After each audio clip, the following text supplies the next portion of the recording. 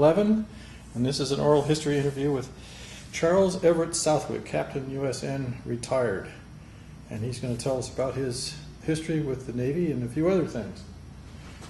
And my name is Ron Carrico, and I'm going to conduct the interview. That's just the overview here. So the people that fly airplanes, especially military airplanes, are mostly Type A personalities, and so we don't seem to have much trouble talking. Well, a fighter pilots especially, I think. Well, I don't know. Especially at the bar on a Friday night. Yeah, that's right. Yeah. Didn't see all this. Yeah. So anyway, I'm going to start off by saying this is the San Diego Air and Space Museum is gathering and archiving oral histories of significant aviation interest. Hopefully they will one day all be available online. That's the idea. Oh, okay. Currently the catalog is online, but to view, listen, or read the transcriptions, the histories are only available at the library itself, so you have to actually come down here. The object of the interview is to record the personal histories of interest in aviation highlights. Hopefully it's an hour and a half to 2 hours long. I'm going to try and ask simple and relevant questions with some follow-up for clarifications. We'll start with all the mundane stuff first, and hopefully we can end with some personal insights. After we complete the tape, I'll have it transcribed for you to review, edit, and clarify where necessary. And I have a donation form for you to sign later. It'll be to donate the interview to the museum to be archived. So here we are. It's August the 3rd, 2011. We're in the boardroom of the San Diego Air and Space Museum. It's 1 o'clock, and with me is Captain Charles Everett Southwick, otherwise known as Ev Southwick. So we're going to go real simple questions. Where were you born? I was born in Fairbanks, Alaska on the 6th of October, 1931 in St. Joseph's Hospital on the banks of the Chena River. We used to refer to it as the Chena Slough. But, what were your parents' names and occupations? my father was named Charles Ulysses Southwick. And he was actually, when I was born, he was, I believe, the professor of English and foreign languages at College, Alaska, which became a university in about 1936 or 30, I think it was 1936 or 37. And it grew bigger, but he was pretty much the humanities department because College, Alaska was a mining engineering school, and it was the only institution of higher learning in Alaska. Wait, how about your mom? What did she do? She, my mom was a housewife. I mean, they met in Seattle. My dad was in World War I as a doughboy and went to school on the equivalent of the GI Bill starting in about 1918, I guess. Wow. 18 or 19, and he was class of 23 out of the University of Washington. And my mother's name was Elizabeth, maiden name Miller, and she was she was born in the Palouse country in southeastern Washington, the wheat country. A large family. She had, I think she was the middle of 11 children. Wow. So you moved back down to Seattle then, and went to high school in Seattle? I finished high school in Seattle. What happened is, I don't want to belabor this, but in 1941, after the attack on Pearl Harbor, in fact, I was standing with my mother at the age of 10 in our kitchen on the campus of College, Alaska, outside of Fairbanks, 5 miles outside of Fairbanks, when the announcement was made about the Japanese attack on Pearl Harbor. And I was old enough to know that was a significant thing. I mean, my dad followed the news and all that sort of thing. So there was a discussion in the house that kind of clued me in as to what was going on. And there was a great deal of concern. I look back on it now, but my dad became an air raid warden. They had they had curtains on the windows and turned the lights out at night and all that kind of stuff. Of course, but then you went to college in Seattle.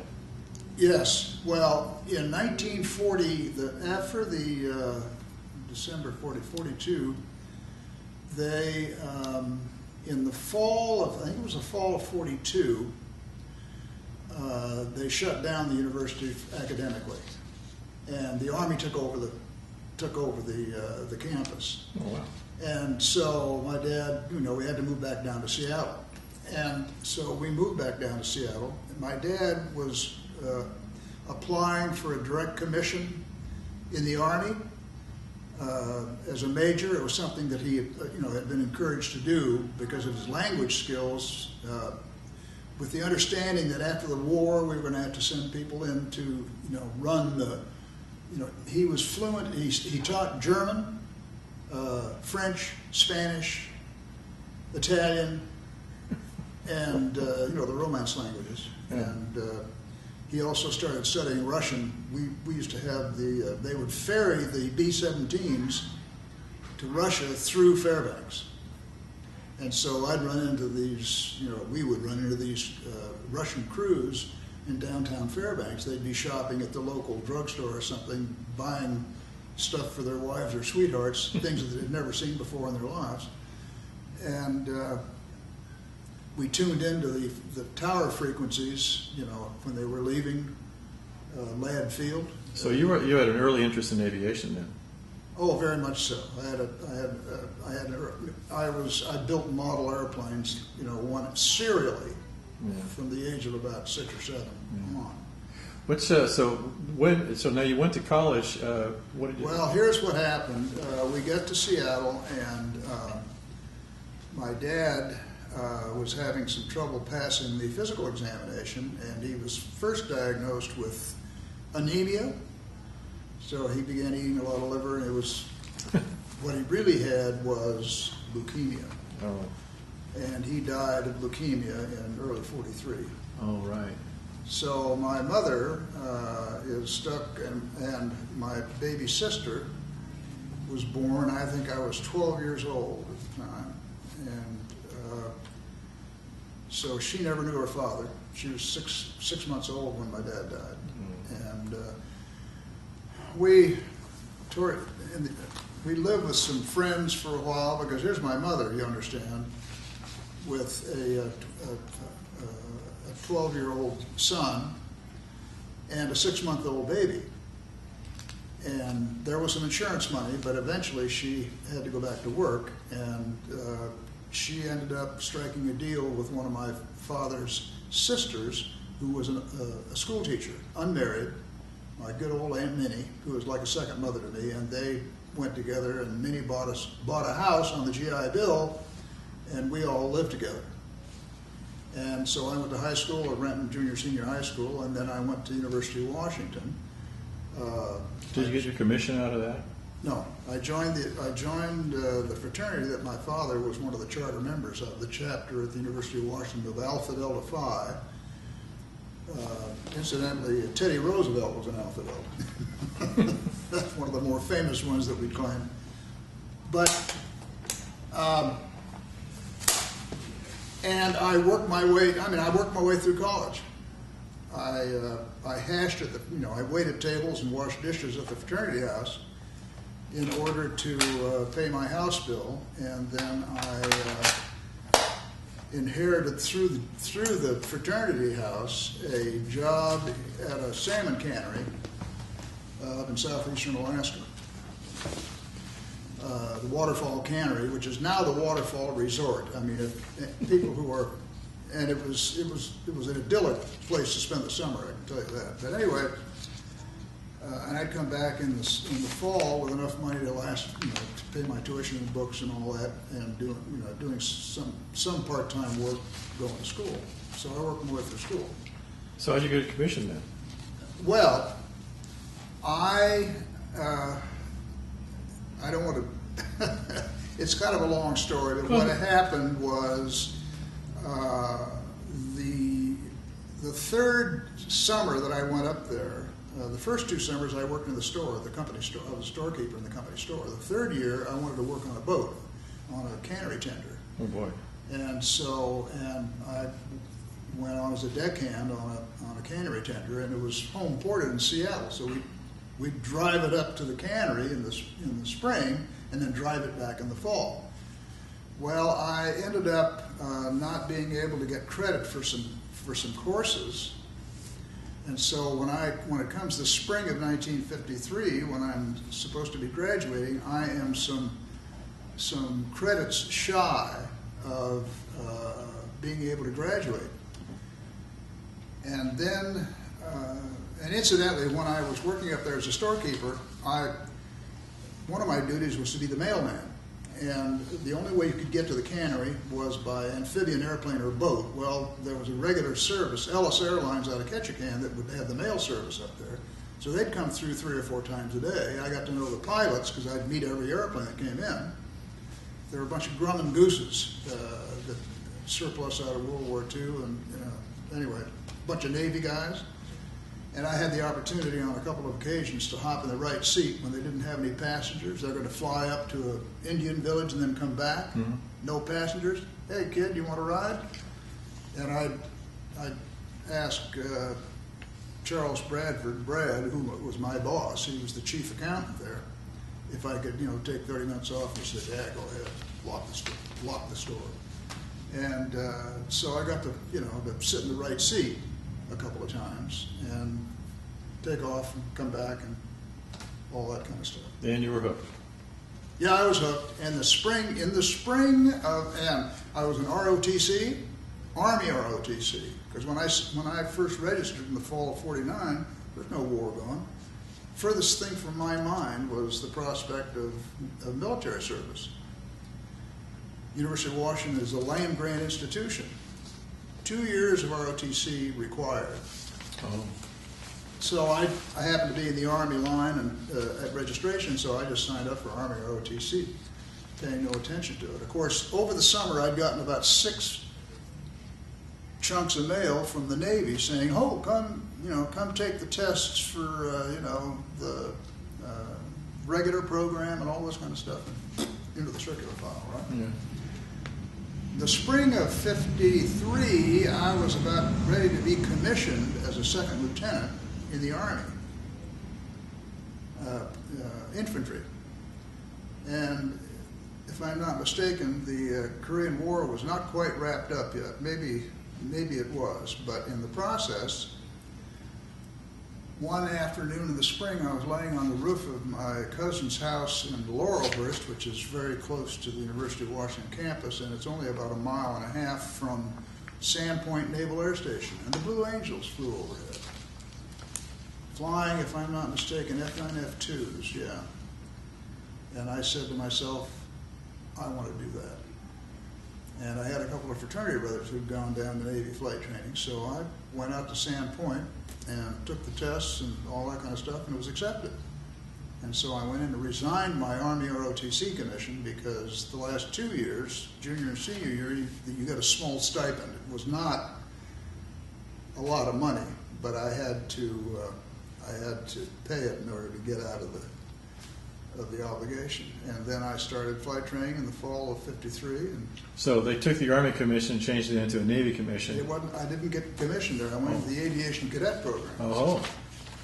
And I knew all about the Aviation cadet program from one of my fraternity brothers who had gone down and started flight training and then decided he didn't like it, and he came back. He was a Navy Reserve guy, and he just reverted to he was a Navy Reserve enlisted guy. He reverted to his Navy Reserve status, and then he applied for and got accepted in the ROTC program. So he lost about a year, I guess. But he talked to me about the Aviation Cadet Choir. And at that time, the Naval Aviation Cadet Choir was a big recruiting thing. And I joined the choir 2 weeks after I got into pre-flight. And 5 weeks after I started pre-flight, I got my uniforms early, along with a couple of other guys that were contemporaries of mine, and off we go to New York, and we sang in the Ed Sullivan Show. And of course my mother went crazy and all that sort of thing. And we had it lengthened out our training by about 3 months, but the summer of '54 we were gone all the time. In the summertime, we flew out to, among other things that we did, we flew out to Long Beach, California to sing at the Miss Universe contest, and then we escorted the Miss Universe contestants to the big ball that evening. So, you know, there were lots of fringe benefits. Had a ball, but I got commissioned and got my wings in April of '55. And then and your first airplane out of that was? The FJ3. The FJ3. Why don't you show us This what one that right looks here. like? This, yeah. I and my best buddy, Fred Hazlett, God rest his soul, we went all the way through flight training together, went through advanced flight training together because we were both in the choir. We got our commission in wings the same day, reported to Moffett Field, awaiting the recommissioning of Air Group 21. On the first, it was supposed to be, it was recommissioned on the 1st of July, 1955, to get FJ3s, this airplane right here. And No, the Air Force call it the Sabre. What did the Navy call it?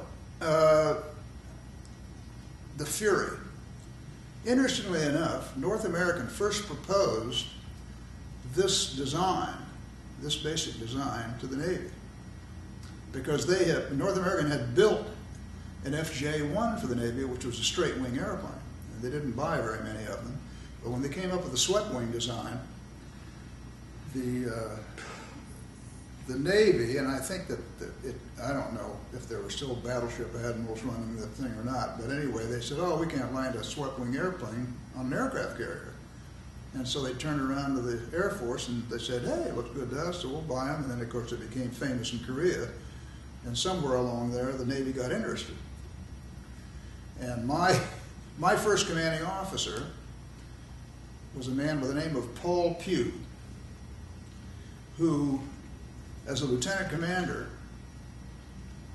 in probably 53 or 54, somewhere in there, about a year before he came to take over the squadron, was on exchange duty with the Air Force, flying F-86s out of Japan and then Korea. And he, in order of rank, he was the number 2 guy in the squadron. Somehow, the skipper of the Air Force squadron, he got sick or whatever the heck it was, and so Paul ended up, at least temporarily, being in command of the squadron. And in about 2 weeks, they went to Korea. In about 2 weeks, Paul got 2 confirmed kills and a probable. And I don't think anyone else in the squadron got a shot at a MiG. And so they said, and this is, my understanding is that the Air Force said, hey, we can't stand, we're not going to put up with this kind of publicity, and they shipped him back to Japan. Paul, back to Japan. There is someplace is a book, and I don't know if you know the name Jabara, an Air Force officer by the name of Jabara was either the number 2 or number 3 ace, or maybe the number 1 ace in Korea. And he was Paul Pugh's wingman. And he said, Paul Pugh taught me everything I know about combat. Yeah, well. And I was fortunate enough to be Paul's wingman for 2 years, and I'll tell you, he was something else. So what kind of missions did you fly with the FJ3? At this time, we're just flying in the daytime. I mean, you know, off the ship anyway, is what I'm saying. No, we didn't fly the FJ3 off of the ship at night at that time. But we did, you know, it was just a fighter mission, air to air, primarily air to air. We shoot gunnery and all that kind of stuff. What would the airplane? Was this a supersonic airplane? No. Well, it was technically. We got our mockbusters pin. The only way you could break the speed of sound is if you in a dive. Yeah. In fact, there's what was her name? The lady pilot that broke the sound barrier with one. Cochran, right. I think she went 1.1 or something like that. Yeah. Probably in a dive. Yeah, but the FJ3 didn't have it simply wasn't designed, didn't have the thrust, didn't have enough thrust to overcome the drag in level flight to get supersonic. Right. You could get transonic, but couldn't get supersonic. Was there some evil handling characteristics as he approached the Oh, it was a mountain? wonderful airplane. Absolutely wonderful airplane. Very sensitive controls. I mean, it was super sensitive. And how many hours did you end up with it? Well, in 2 years, I probably got, let me see, I must must have gotten 1,000 hours or something like that, Oh. 800, 900, 1,000 hours. I had made a cruise on the Von Armour Shard, and you know, there's always has been and always will be in the U.S. Navy a Von Armour Shard, because that was John Paul Jones's flagship. And the Von Armour Shard at that time was an Essex class carrier that had been converted to an angle deck. It still had a wooden flight deck, Okay. but we made a cruise.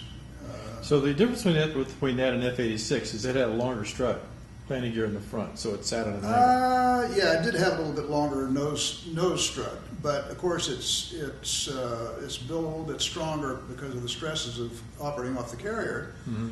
But and it had a J65, which I think the F-86H did.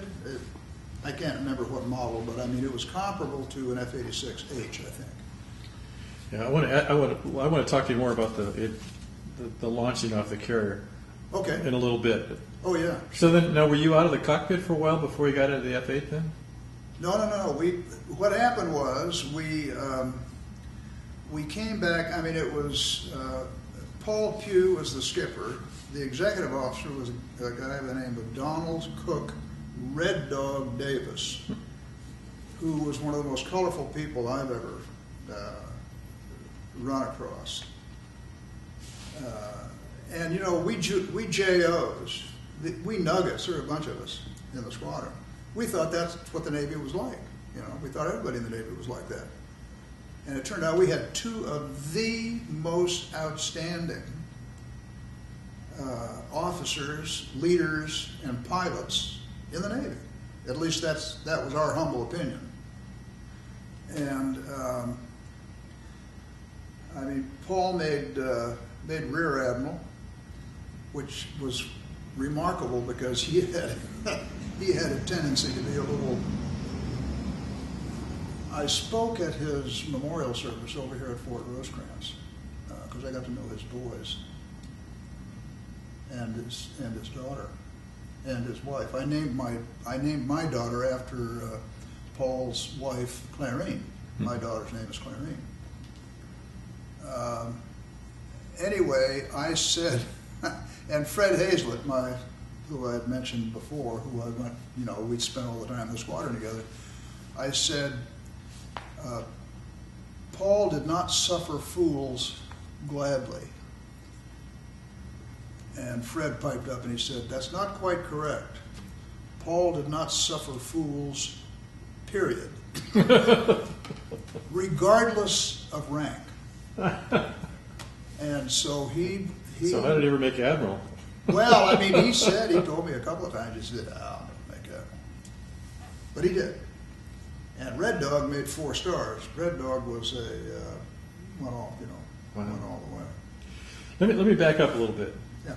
Tell me about your first solo flight. First solo flight in an SNJ. T6 to you Air Force people. Yeah. In fact, on the Midway, there's a SNJ on the hangar deck. Have you been to the Midway? Have you been? Yeah, once. Yeah, well, I mean, part of the deal was we caracoled. I mean, the only carrier landings I had before I got my wings were 6 carrier landings in an SNJ. And I can't remember the name. I've got my logbook at home, and I can look it up to find out what the name of the carrier was, but it was a straight deck carrier. Mm-hmm. And we were flying out of Barronfield, Alabama, which is part of the complex down there. It's just a little bit west of Pensacola. And, you know, you go through field carrier landing practice and all this kind of stuff and learn how to make a carrier approach and follow the signals of the LSO with the paddles and all this kind of stuff. Mm-hmm. And you get field qualified, and then you go out on the out in the Gulf of Mexico and launch yourself at the deck. And I look back now, and I'm trying to remember what the speed was, but it was about 68 knots or 70 knots, something like that. And you got some wind down the deck, so I mean, it's, you know, your closure rate is not very high. It's, you know. And but I'll tell you talk about excited, and I did fine, except on my 3rd landing, I came down. I mean, I was a little bit right gear low, and I landed a little hard, and it blew the right tire. I said, oh, God, I'm in trouble now. But there's this, the flight deck bosun is there. He's giving me to hold your brakes. And and the engine's still running and the propeller's still turning. And I'm just stopped right there in the deck, because what you normally do is, when you're going through the deck in an SNJ, you catch a wire, and they disengage the wire, and then he gives you a 2-finger turn up, and you just take off again. And it was a straight deck carrier. Well, anyway, while I'm holding the brakes here, out of the catwalk comes a guy with a wheel assembly, followed by a guy with a speed wrench, followed by a third guy that looks like he could play linebacker for the Green Bay Packers. And he runs up and he puts his back under the right wingtip, and he raises up and raises the airplane. And that sounds like it might not be possible, but there's a lot of leverage from the wingtip to the, Yeah. And he raises the blown tire wheel up off the deck. Guy that goes in there with a speed wrench, takes that, puts the other one. Guy gives me a 2-finger turn up, I'm back in the air, and I swear to God it didn't take more than a minute. So I think everybody has a great first solo story. well, that's the first carrier landing story, the first solo story. I remember that. Of course, you remember these things. But my first solo story was not remarkable. I mean, my instructor says, "Okay, you're ready to solo." We land at an outlying field outside of Pensacola. It's not there's a windsock there, but there's no tower or anything like that. Mm-hmm. And he gets out and he locks the straps together in the back seat. He says, "Okay, go ahead and take off in that direction, come back around and shoot a couple of touch and goes, and then on the third landing, stop and pick me up." And that's what I did. So anyway, let's go from the FJ3. So did the squadron just switch over to F8s? Is that what happened? We deployed on the Midway in August of '58. And incidentally, let me add something here. We got back from the Bonhomme Richard cruise in FJs in '57, in the spring of '57. And I think it was in June of '57 we got our first FAUs. Paul Pugh, Red Dog Davis, Jim Stockdale had come to the squadron from, do you know who Jim Stockdale is? Mm-hmm. Yeah. Had come to the squadron after we got back from the Bonhomme Richard cruise in FJ3s. And we had some other people coming to the squadron that had very little jet time, including Jim Stockdale. He was an instructor at the test pilot school in Patuxent River, and he had come to Patuxent to test pilot school from a ASW squadron, a Stoof, prop-driven airplane.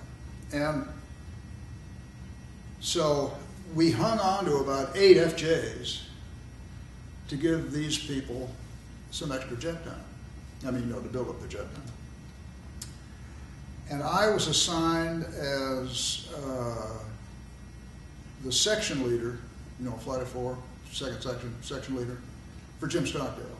And I was told, teach him how to fly tactics, because I had gotten, I'd gotten pretty good at it. So. But he outranked you. Oh yeah. But I loved him like a father, and his wife Sybil, who's still alive. They're just just family. They're terrific people, absolutely terrific people. Yeah. And he had a terrific sense of humor, smart as they come. Brave man. Guy. But anyway, and so we flew, and so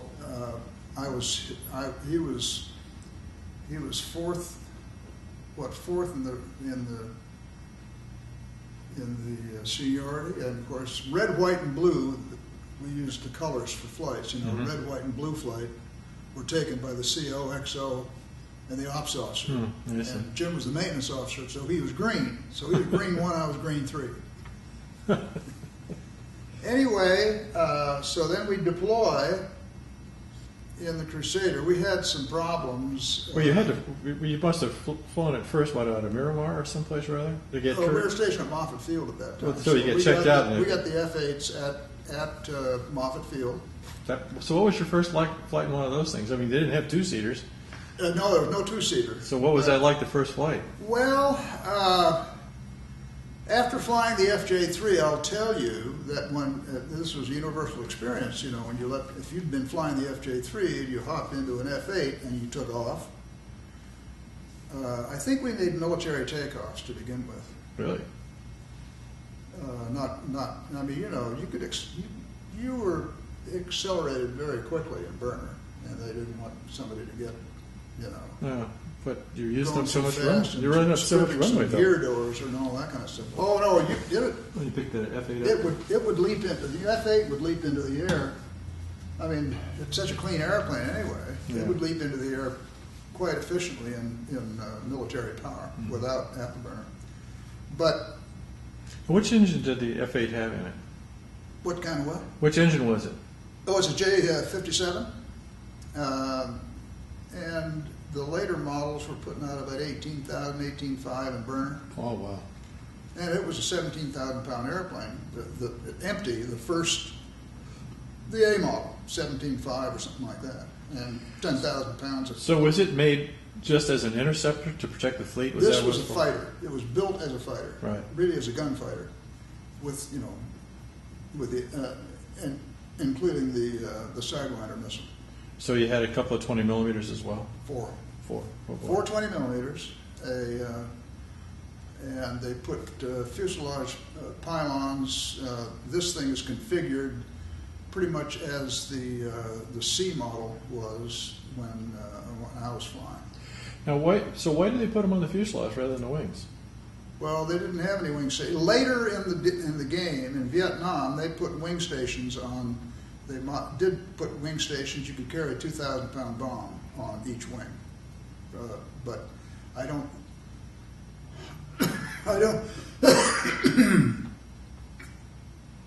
I guess I think you could probably carry Zunis too, Zuni pods. Mm-hmm. But the missiles, I believe, were pretty exclusively launched from the. Did you fire many of the missiles on it? I say that? Did you fire many of the Sidewinders with it? Oh, well, yes, I did. I mean, we had a cruise that we made on the Constellation in F-8s after I spent a tour of duty as an instructor in the F-124, and after that I went back to a fleet squadron as the ops officer and made a cruise on the Constellation, USS Constellation. What years was that? That would be 63. And So just as things that was peacetime, and our air wing, our CAG, I'm trying to remember. I think it was Bob Gallatin, and we put together an air show off the ship, and it was a terrific air show. In fact, we launched 4 F-8s at the outset when we began the launch. We would. The Connie had 4 catapults, 4 steam catapults, 2 on the 2 on the angle deck and 2 on the bow. And ordinarily there's an interlock between the cats where you can't launch the bow cats simultaneously because they're towed in, so that's bad news.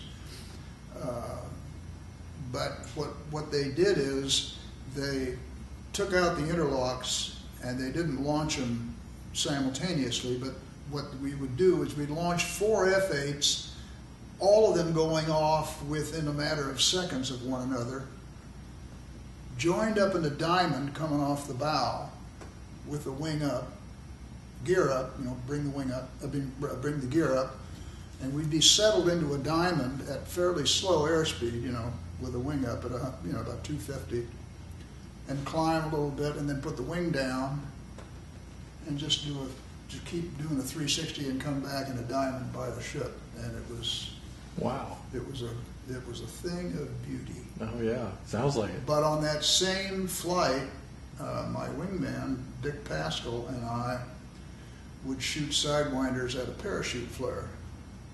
Oh, really? Yeah, there would I think it was an A4 go by about off the stern quarter and drop a parachute flare. We'd come from the other direction and come in formation and each shoot a sidewinder at. There were 2 parachute flares. Each shoot a sidewinder at a parachute flare, and so that's just part of the air show. So I ended up shooting a lot of sidewinders. Oh, wow. That must have made a hell of a noise when it went off right next to your ear there, It's basically. not that bad. But back to when I first leapt in the air in F8, I said the controls, pressures were much heavier than I was used to in an FJ3. I mean, this, talk about a sensitive airplane, but you get used to that. Yeah. I mean, as you know, just like sure. everything. And it's kind of like getting in a new car, and things are in a little bit different position, and and you get used to it. It was different, and it's the difference between driving a Maserati and a Cadillac. Is kind of the way that's the way I would equate it. So now let's skip forward. So let's just compare it directly with the F4. Because that was your next, so you flew that for 8 years, and then you went and did you go directly into the F4 from that? Yeah, and the reason I got into the F4 is I was, in '64, I had orders to the Bureau of Naval Personnel in officer distribution. And so I went to BUPERS, and I delayed my departure to BUPERS by a month because we got involved in the Gulf of Tonkin incident, and on the 2nd of August, it was the first Gulf of Tonkin incident. And it was a Sunday afternoon. We were operating on Yankee Station, or what became known as Yankee Station. And we were, at that time, we F-8s were escorting photo airplanes, making photo missions over Laos. And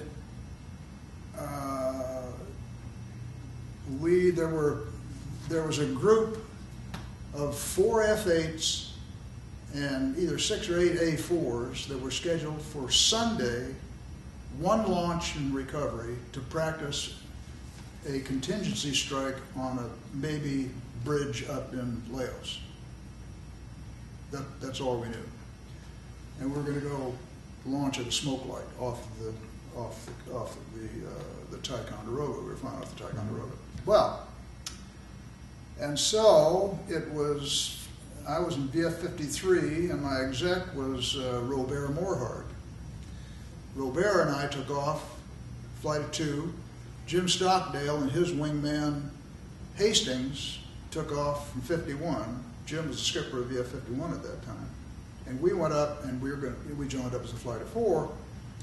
And we were, this is going to be a 1-hour mission. Ordinarily, it's an hour and a half cycle of time on the carrier. So we were up just yoinking around before we went down to do some strafing on this smoke light. And we got a call on the radio, shift to another channel. We did, and we were vectored north because PT boats were attacking the carrier Maddox at the northern end of the Gulf of Tonkin, 320 miles up the pike. And Jim, of course, was Jim Stockdale was the senior guy, so we go up there, and we arrive on scene, and of course, and it's obvious that the Maddox is up there solo. They're up there by themselves. And you could tell from the way the sea was all broiled up that they had been doing some heavy maneuvering. And we see 3 PT boats headed back for those karst islands that are up in the northern end of the Gulf of Tonkin. 2 of them are running fairly close together. In the lead, about a mile behind, is a single. And they're hauling mail. And so Jim says, Hastings and I will take the 2 up forward. Robert, you guys take the trailing boat. So we did. Now, let me go back and talk about 1960 when I was an instructor in BF-124, the F-8 RAG. They shut down FAGU, the Fleet Air Gunnery Unit, in El Centro in late 59 or early 60. And that was the only fighter weapons training, the only organized fighter weapons training in the Navy. And they decommissioned the school. And of course, we're in the fighter training business in 124, that we're the F-8 RAG. And so, I'm trying to remember who the skipper of 124 is. I think it may have been Vince Kelly. In any event, a couple of us said, you know, we'd heard about the fighter weapons school at Nellis, Air Force Fighter Weapons School. Did it start that early? Oh, hell yes. Okay. I know because I went to the 50th reunion up in Vegas not too many years ago. Oh, okay. Anyway, and at that time, the school was set up for 12 students, and they were, you know, from wings. They were wing representatives that were there to become wing weapons training officers. They go back to the wing and teach all the squadron pilots and so on. And so the Navy in the Pentagon walked across the hall and said, "Hey, we'd like to can we get a billet to one of the weapons school classes?" And it happened, and I got to go. And so I went. The reason I made the comment about Williams Air Force Base, Willie, that's where I went to get. They flew F-100s up there at that time, and there's not. I mean, it's the same engine between the F-100 and the F-8, except the aerodynamic characteristics of the two airplanes are a little different. But I mean, you know, it's not that big a deal. And so they gave me a. When I got to Willie.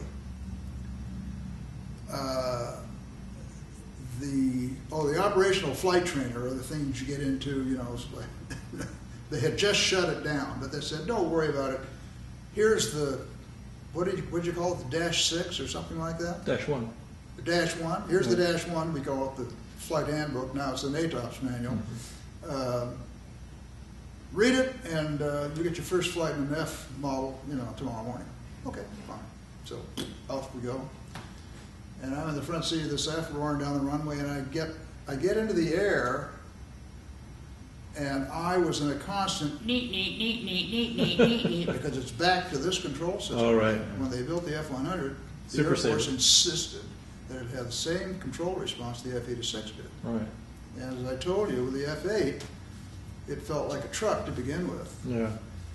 But anyway, I finally readjusted to it, and I got I think I got 12 hours or something at Willie, and then went up to Nellis, and it was from what, late September, October, November, December, and I was #1 academically, #2 in conventional weapons, and about 5 in nuclear weapons, because that was all new to me. But if I recall correctly, I never missed an answer on any of the academic questions. And anyway, I was selected as the outstanding student of the class. And I learned how to strafe, let me tell you. I figured that one out with some good training and all that. And so now we're back to the Gulf of Tonkin. And quite frankly, only because I had been trained on how to air-to-ground strafe, that I made a quick decision. I said, you know, I don't want to go after these PT boats from the stern to the bow, because if I'm going on the course they're going, all I got to do is turn to screw up my solution, right? So if I go at them from the side, there's nothing they can do. Well, and they can't maneuver out, you know. yeah, right. So I can set up and try to judge it properly so that they fly into my sights at the right. Stop them on the canopy. Yeah, yeah. Exactly. And of course, I mean, the F8, we had a gun sight that told us what we're doing anyway. So, so I came down and started firing, and I started impacting the water just ahead of the bow, and it worked on the bow, and then I was able to, you know, to keep it on, and I just covered that boat with flashes, HEI going like that, and I almost hit the boat. I was so fascinated with what I was doing that it was that kind of a pull off, and stopped him dead in the water.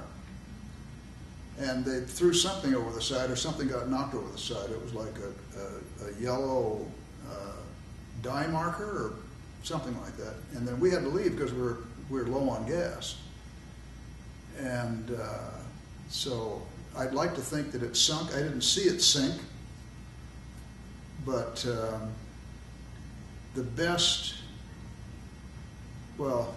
the record of that incident is the beginning of Jim Sybil Stockdale's book, In Love and War. Have you ever read that book? Mm-hmm. Well, get it. And Jim starts out talking about the Gulf of Tonkin incident. Mm-hmm. So there was just one PT boat that was shot up?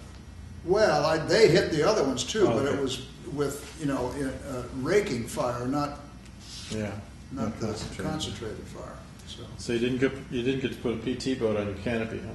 No, but you know, hey, it's, the most important thing is that I know what I did.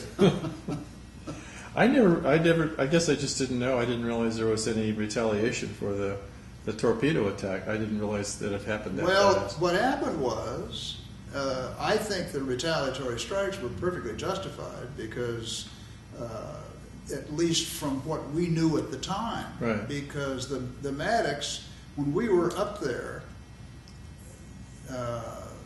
they were not threatening anything, but of course they had a van sitting on the deck there that they had the people in there listening to the radars and the communications and all that kind of stuff. But you know, they claim a 12-mile limit internationally and all that sort of thing, and I don't think that the Maddox was inside the 12-mile limit up there. I mean, you know, and it's fairly serious to go charging out there and attack. I didn't understand at the time the mentality of a destroyer sailor. And what mentality is that? Well, the thing is, if a destroyer gets hit by a torpedo, it's curtains. Yeah. I mean, you could be down in 15 seconds. Take the whole thing down. So, you know, they get very nervous when you have torpedoes launched at you with every good justification. And just the fact that the PT boats were out there was intimidating enough. Yeah, that's right. Yeah. Well, so let's go to the F4. I mean, okay. Tell me about flying the F4. What was that like for you?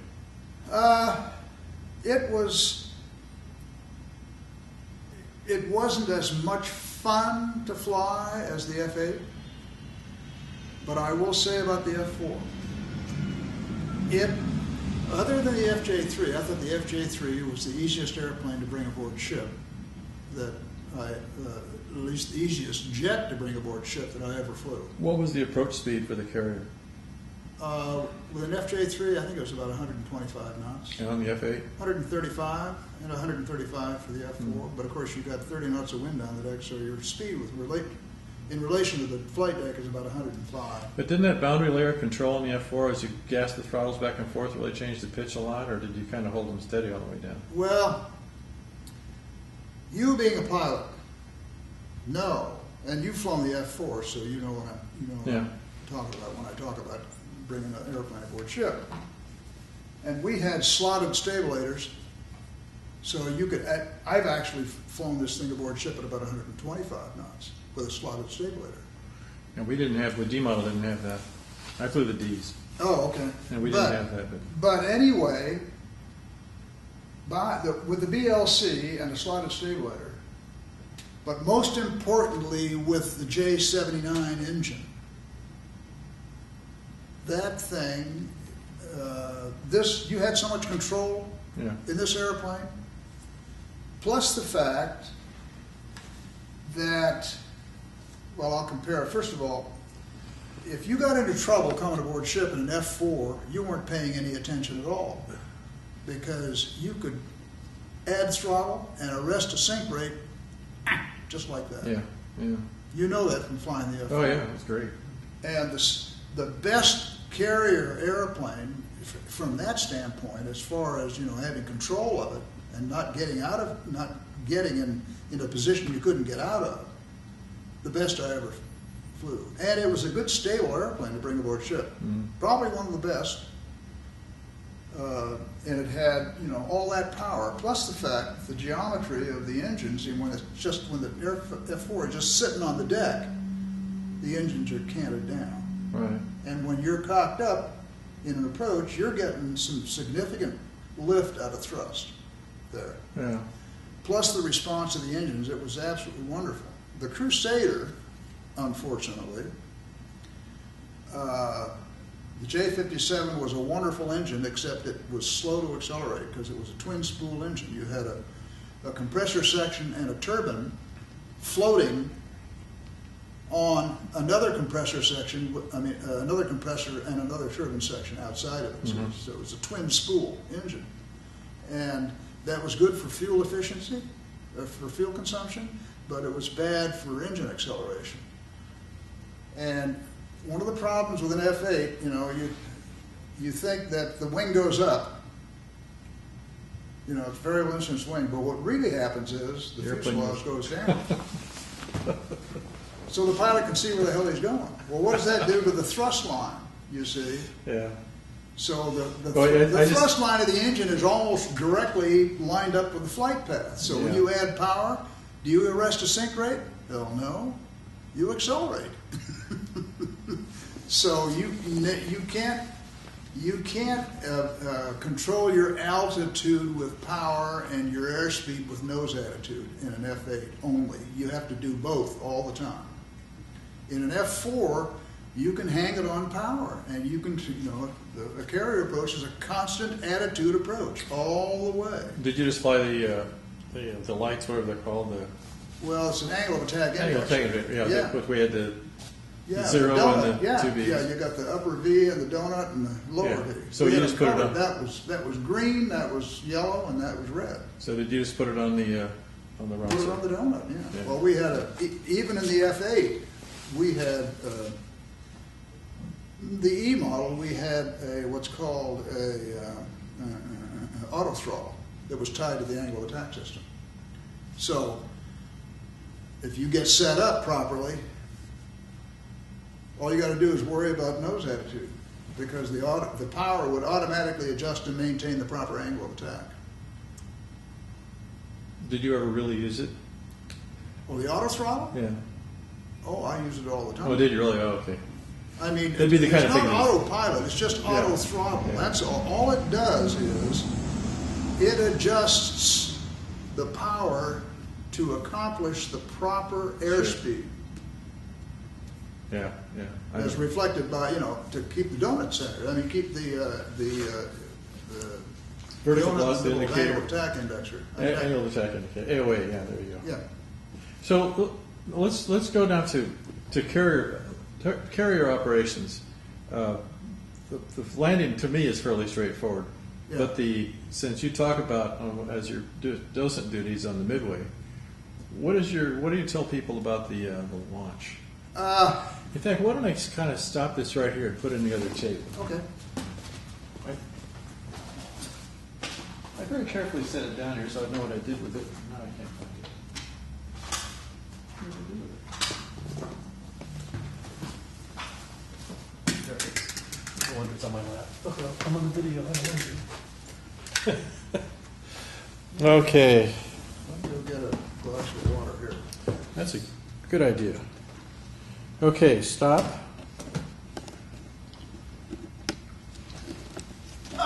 Carrier landings. Carrier takeoffs. okay. Takeoffs. Catapults. Catapults. The steam catapult is one of the innovations for which we can be grateful to the British. Really? As is, oh yes, that's a British innovation. As is the angled deck carrier. Wow. They call it the canted deck, but those were, and the use of the Fresnel lens for the optical landing device. Because when I had made a cruise on the Midway in 1958, we had an optical landing system that used a mirror. It was a mirror there with a light source, and the function was kind of the same. It projected about a 3.5 degree glide slope, and you followed that glide slope down to get your proper rate of descent, your angle of descent. So when they were using it, they called it the meatball, right? Yeah. So when they were using that, do you still pay attention to the LSO, or do you kind of look at both? You don't. You do not. Are we running right now? Yeah. Oh, okay. The LSO is back on the LSO platform, and he is not giving you instructions. I mean, if you're flying a proper pass, you're not going to hear a word from him. There are 3 things that the pilot needs to know, or there are 3 issues that he has to resolve in the carrier approach. One is the glide slope information, and that's what the Fresnel lens provides. Do you know what a Fresnel lens is? Yeah, yes I do. Using the lighthouses. Yeah, it was designed by some Frenchman back in the late 1800s to put on the top of lighthouses. Sure. So it's a focus beam, and it rotates, and the captain of ship out there can see, okay, how many times did that go by this minute? And if it goes 8 times, then, oh, that's the Schmidlap Point lighthouse. Right. Well, for the use to provide the glide slope information for a carrier approach, the Fresnel lens, there are 5 lenses stacked up. Okay. The middle lens that's what you want. That's the meatball. Mm-hmm. And the middle lens is lined up with some datum lights, a row of green lights that goes out on each side. And when you're on that middle lens, the meatball is lined up with the datum lights. If you go up to where you're a little bit above that center lens, boop, up goes the meatball, and it'll be one ball. The ball will be sitting on top of the datum lights. Mm-hmm. And if you go up 2, it'll go up that far. And if it goes up any further, it goes off the top and you lose it. Mm-hmm. That means you're up at probably 4.5 degrees or something like that. No, it's offset. So you're going to lose it at some point, but is No. it? Because it is, the Fresnel lens is a narrow beam in the vertical only. And it is 18 inches deep at the ramp, and it's 27 feet deep at 3/4 of a mile. So you've got, 27 feet. Mm-hmm. As you get closer, it gets narrower and Right, narrower. right. But it goes out at least 50 degrees or so on each side. So that when you're at about the 45, and you're turned in, you can see the meatball. But as you're approaching the deck, though, when you get right down within going over the top of the deck, you've pretty much lost it. Well, Or just peripheral vision. But it is in the peripheral vision aspect is insignificant. You fly that meatball all the way to touchdown. really, Because if you do not, there is a tendency for pilots, inexperienced pilots or pilots in extremis, that is to say, you're really hot to get aboard, to spot the deck. That's when people start hitting the ramp. The hook to eye distance, I think, in a Phantom is 18 feet. That is to say, where the pilot's Sure. eye is to the hook point Yeah. is 18 feet. On the midway, you want, for every aircraft that comes aboard, you want to have 12 feet hook to ramp clearance. That is to say, if he's got the ball centered, his hook point is going to cross the ramp 12 feet high, 12 feet above the ramp. Mm-hmm. Which means that for every, and the hook to eye distance is different for every type of aircraft. So you have to make an adjustment in the Fresnel lens, like that, to adjust for the hook and eye clearance. So they change it from an F8 to an F4 to an A4. They move it. That's right. So that's why they have to know. Now taking off, it's kind of the same way. They have to know. Taking off, you don't give a shit. No, I mean, but you have to adjust the weight for the pin that breaks under the burner and the. No, as to the pin. Well, first of all, the whole back bar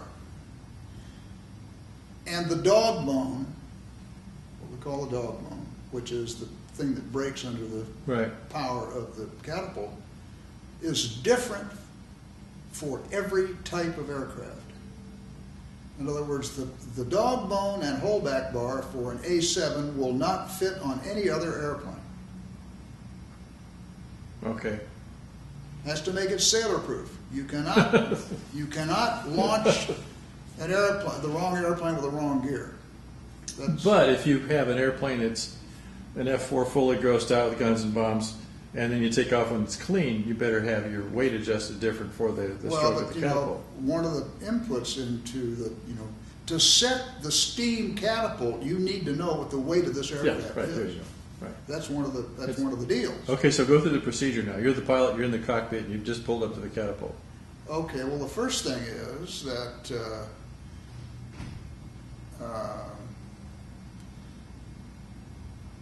the aircraft that are on the flight deck, anything that's even close to being modern, they don't no longer launch with bridles. I mean, the F4 launched with bridles. This is a separate piece of gear that connected the aircraft to the shuttle, that is to say, the business end of the catapult. And the midway, if you noticed, on the bow there are two horns that go off the bow. They extend down about 20 degrees. Those horns were there to retrieve the bridles from the aircraft. Oh, I see. Now, you look at the current aircraft carriers, all of which are nuclear powered. Every aircraft carrier we have in commission is either the 10 of them are Nimitz class, and one of them is the Enterprise, which has been around for a long time. But they don't have any. They don't have horns on the bow. You can't launch a bridle airplane off of those. Well, you could do it, but you're going to lose the bridle. It's going to go. Yeah. You're not going to retrieve it. But now all the carrier airplanes have got what is called a nose launch bar, which is part of the nose gear. And it's in front of the nose strut, and normally it sits there. This is the underlying fuselage, and normally it's up parallel to the fuselage. But when you taxi up onto the catapult, and you've got a catapult director that's telling you, bringing you up, right down the center line, about 15 or 20 feet short of the shuttle, he's going to give you a stop, lower the nose launch bar. And there's a switch in the cockpit, you go like that, down comes the nose launch bar. The front of the nose launch bar fits into a track that's behind where the shuttle sits on the catapult center line there. And what that does is it makes sure that it steers the nose, keeps the nose gear straight ahead. That nose launch bar rides up over the shuttle, falls over in front of the shuttle. In the meantime, there's this catapult crewman. He's watching that happen, and he also connects up the whole back. The whole back has got, in the front of it, it's got this dog bone. The back part of the dog bone fits into the whole back bar. the front part fits into a slot that's between the two nose wheels on, I think the F4 has got a two-wheel nose gear. Yeah, it does. Yeah. And so does the A7, which is where we give the cactus. And then the back of the nose of the holdback bar fits into a slot in the catapult track there. And it says for A7. If it's an A7, you put that thing into the slot that says A7. Now you're in a condition here where you haven't tensioned up the catapult yet. The deck edge operator who stands in the catwalk, off to the left, up forward, he's looking at a console. He's got the cover up on a console, and he's got about 15 buttons on this console. And he's the guy that actually fires the catapult. The upper right-hand one says, fire. But he can run a little hydraulic system that'll move that shuttle forward and aft. So when it comes time to tension the catapult, and he's given that signal by the guy that's underneath the nose gear who connects up the holdback bar and sees to it that the nose launch bar is properly sitting in front of the shuttle. The front of the shuttle has got a notch in it, and the nose launch bar has got two tits that stick out on the side, and those two tits go in and lock themselves into that the slot that's in front of the shuttle. When he gets the thing hooked up to the holdback system, then he gives a signal like that to the deck edge operator. The deck edge operator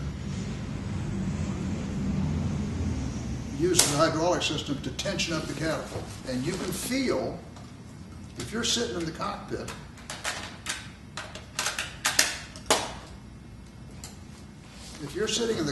you can feel tension being taken. I mean, you're just a little squat there, and you can see it too if you're standing right there. So now you are in tension, feet on the deck, and at that point you run up to full power. You get a two-finger turn up from the catapult director. He passes your attention to the cat officer who's right in the middle of the deck, up on the bow there. Two-finger turn up, come up to full power. Burner? Huh? Burner? If he wants burner, he's going to give you burner. You would know beforehand if you're going to make a burner shot. Yeah. So in other words, you don't usually? Not necessarily. Oh, really? No. In combat, if you're carrying a whole bunch of crap, you're in an F4. I mean, I've made some burner catch shots in F4s that were dillies because, you'll be using burner, but you don't. It's not all the time. Oh, really? And we didn't launch in burner very often in the Crusader. Really?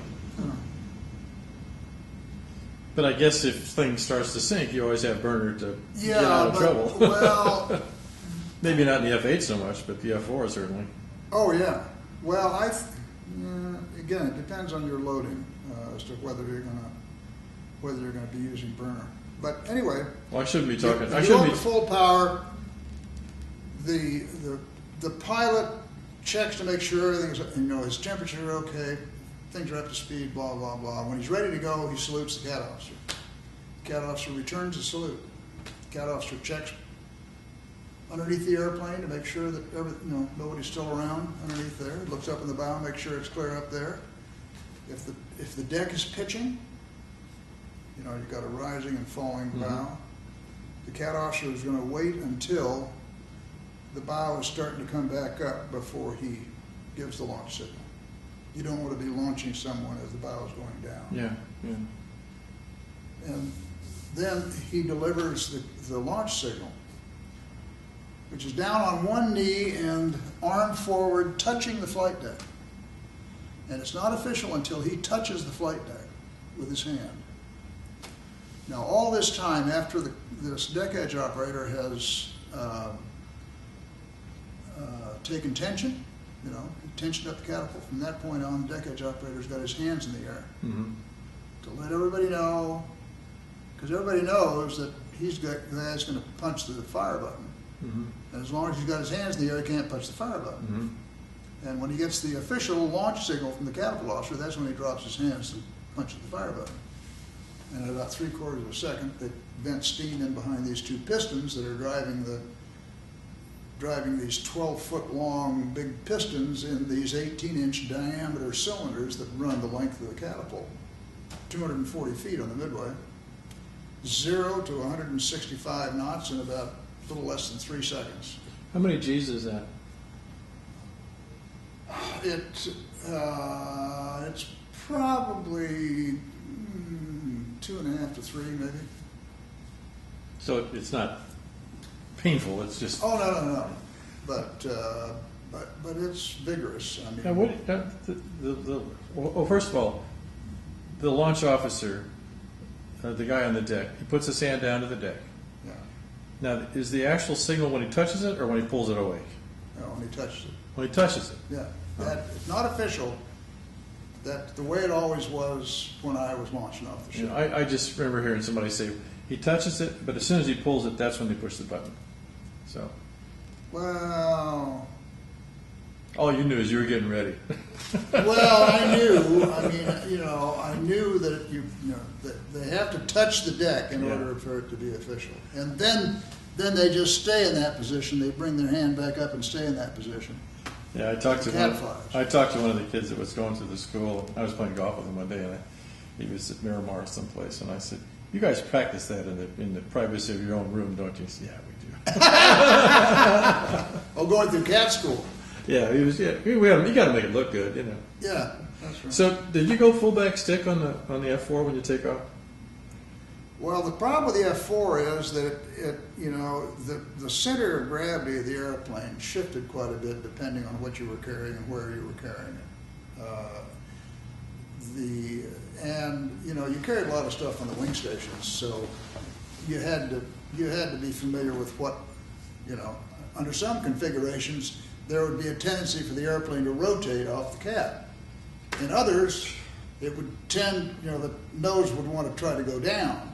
So you had to be aware of what your feedback was going to be based on what you were carrying and where you were carrying. Yeah, the Air Force F4, you were supposed to go full back stick, and as you roll down the runway, then you catch the nose.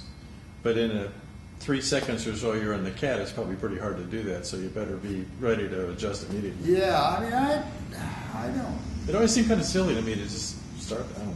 Well, I don't. We did it, but I don't think you'd start with a stick. Well, I can tell you that the F8 was one of the best catapulting airplanes I have ever flown, if not the best. I mean, you set what I think it was 2.5 or 3.5 degrees of up trim.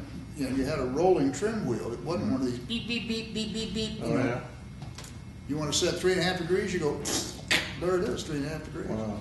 I wonder where And that airplane went off the bow just the way it was sitting on the catapult. Just wow. never varied.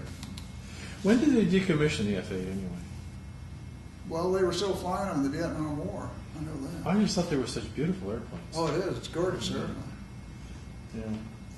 But then they kind of ruined it, cutting the middle out of it. Well, some people say. I'll tell you, when I went to the fighter weapons school, there was a major up there who was the operations officer of the fighter weapons school. His name was Wilbur Creech. Bill Creech.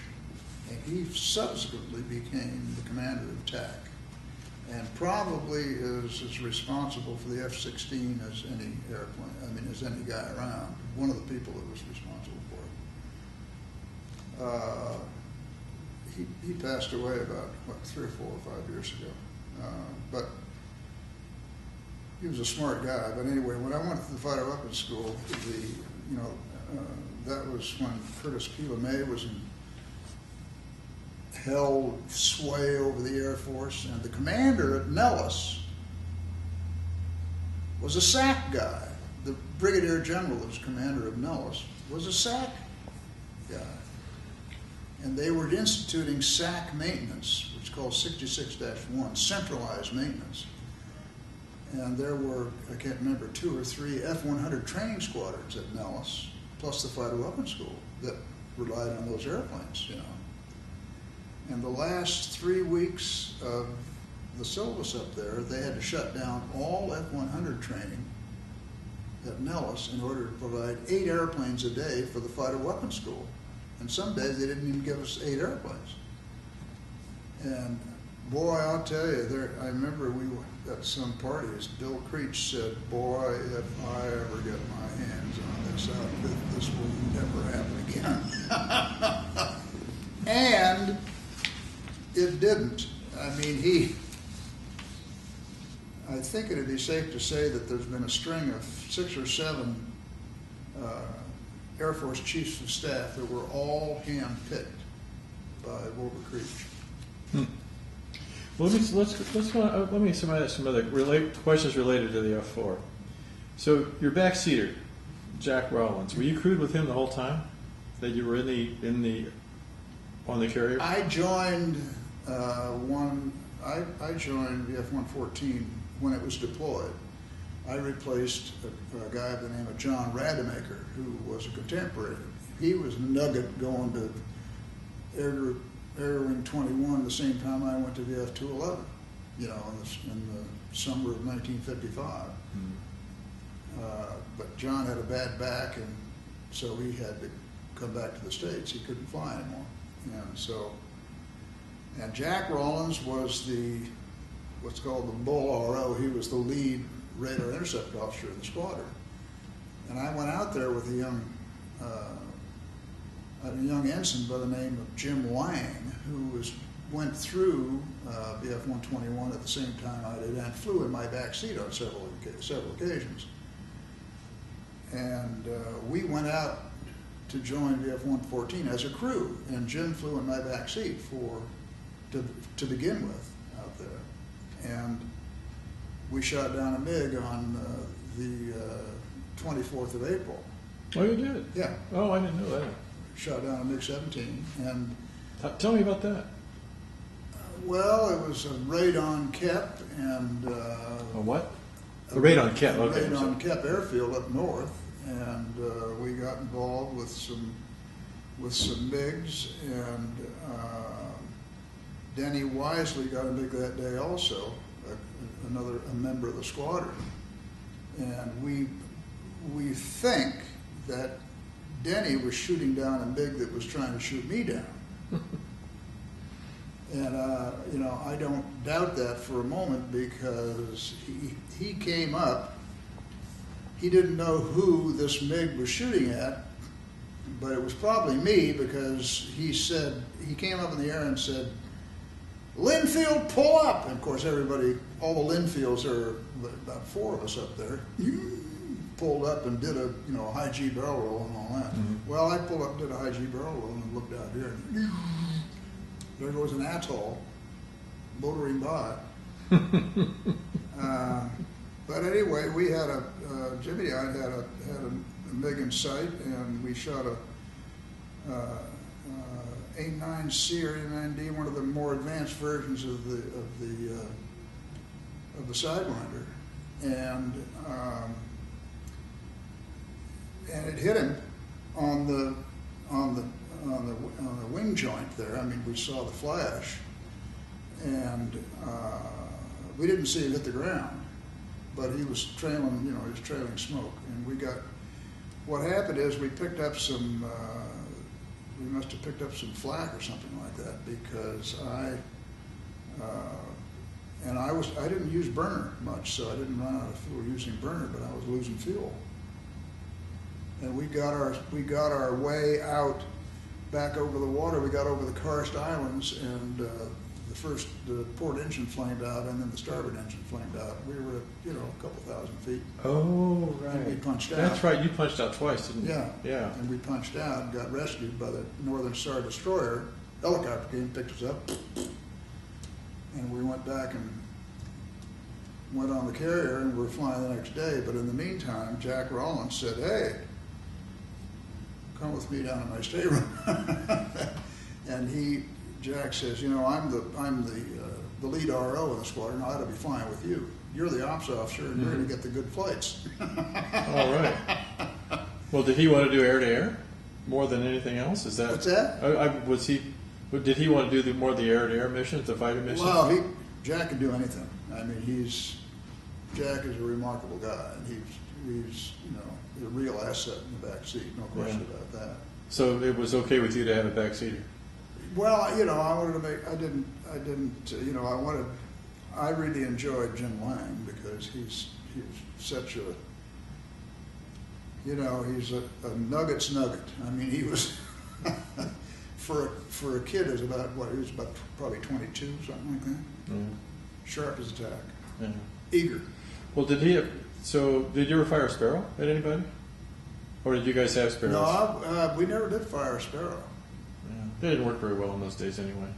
Well, actually, in those days they did not. I mean, don't get me started on the philosophy of, I went through this thing in the F8, where in the later models they put a more sophisticated radar in the nose. And did they continue to make it compatible with the air-to-air gun firing solution? The answer to that is no. And that part of it, well, I think a large part of it was because the requirement was never levied on the later radars were made by Magnavox. And my good friend Fred Winton and I, we were the Bobbsey twins in 124. We went back to Magnavox and spent some time talking to them about it, and they made some modifications and so forth. But the feedback was, Davey never told us they needed to have that. Well, I know when I know about the Sparrow, I fired 2 or 3 of them out over the Gulf of Tripoli, down at Willis, and a 5-mile tow target, 90-degree beam. It made a lot of noise and it went off, but it never hit anything. I don't know where the heck they went, but Well, the target glowed like it was the sun. You couldn't miss it. You lock onto it. well, Never got a hit. The problem, the Sparrow had a hydraulic system in it, which to me, I don't know if they didn't have any alternative, but the Sidewinder has a gas grain in it. And it doesn't generate anything until you fire it. And then it fires off this gas grain, and the gas pressure runs a generator which provides the electricity, and it also provides the gas pressure to run the fins, the guidance fins, and all that kind of stuff. You don't have to worry about leakage. Yeah. Well, I know. But you sure do with a hydraulic system. Well, I know the F4D had Falcons, and that was really worthless. And just reading General Olds' book, they had F4Cs when he first got there with Sidewinders, and then they got F4Ds with the Falcons, and they couldn't hit anything. So he told his maintenance guys to go out there and rearm these things and reconfigure them so they could carry Sparrows. And of course, the Air Force went bananas, and he just said, "Screw it, I'm going to use these things," and all of a sudden they could shoot down airplanes again. So, but What they're using Sparrows? Sparrows, the Falcons didn't work. They wouldn't lock on. They wouldn't. Whatever happened. I guess there was a couple second lead time before it would do anything, and it just did not work at all. And so he took them off and threw them all away. But reading his book is interesting. I'm sure he overemphasizes a few things. But Well, yeah, I'd like to read that book. That sounds interesting. he did a lot of stuff. I mean, he was in he flew P-38s, P-51s. He had 11.5 victories. He got back to the States, and I shouldn't be talking, but I'll tell you anyway. He was in the first P-80 squadron, and then flew F-86s. Didn't go to Korea. Commanded a few different things, and finally, 22 years later, commanded the 355th. And he was the guy that set together that big Bolo flight where they shot down 7 MiGs. Oh, what yeah, they did is, missiles free. Yeah, what they did is they impersonated 105s. Yeah. And they just came in and fly, and all the MiGs came up, and then they had guys waiting for them. I think the Navy flights were over some of the airfields for when the MiGs would return, if they returned. So, Well, the deal was, they had to coordinate that thing in advance because. Well, that was about the time you were shot down. It was right in that same area. I was shot down the 14th of May. Yeah, it was right in that same area. Well, it was about in that era. I know that Yeah. because, but it happened more than once too. There were a couple, at least 2, maybe 3 iterations of that. Right. But the requirement was you had to be able to go in there missiles free. Anything that appears, Yeah. you can shoot at it. So, did you ever have any combat with the MiG-21? Because you did have combat with the MiG-17, and apparently the MiG-17 was just as rugged the adversary as the MiG-21, from what Olds was saying. Well, I think so, yeah. Well, it depends who's in the cockpit. I mean, MiG-17 with a good driver. I mean, you're not gonna outturn that sucker. I'll tell you that. Yeah. I mean, this is the one that I shot down, or that Jimmy and I shot down, was a MiG-17D, I think it was, because it had an afterburner on it. But it looked really? it looked to me like it was a sterno can. You know how a sterno can sits there, Yeah. and the flames kind of lick around and all that kind of stuff. That's what it looked like. What's the one we have downstairs? Do you know? Yeah. Is it a D model? I think it is. Yeah. It's an Egyptian airplane, apparently. Yeah, yeah. So listen, you want to talk about the Linfield 201 flight? It's what happened was, and it doesn't come out in the book. Jack Rollins has a different memory of the lead up to the flight than I do. Okay. And as time went on, I just kind of let that one slip by. But it's not really clear what the lead up to the flight was about. I mean, what the things that transpired in the book.